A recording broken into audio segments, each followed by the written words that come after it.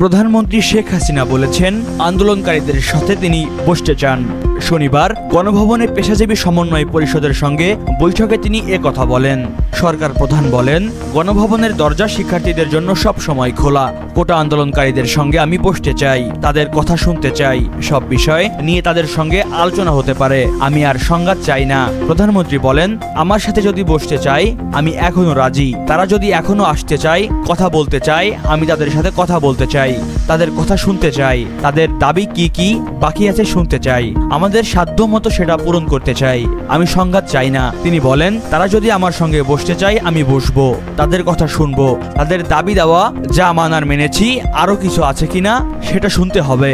আপনাদের সামনে আমি বলতে চাচ্ছি, দেশবাসীরও জানা উচিত আমি কখনোই আমার দরজা বন্ধ করিনি। গণভবনের দরজা খোলা। যখনই আন্দোলনকারীরা কথা বলতে চায়, আলোচনা করে সমাধান করতে চায়, আমি তাদের সঙ্গে বসতে রাজি।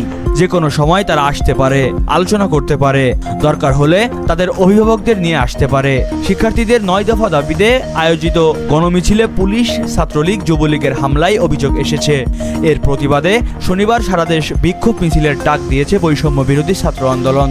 রোববার থেকে সর্বাত্মক অসহযোগ আন্দোলনের ডাকও দিয়েছে আন্দোলনকারীরা। এর মধ্যে এ ঘোষণা দিলেন প্রধানমন্ত্রী। মহিবুল্লাহ নাহিন, প্রহর 24।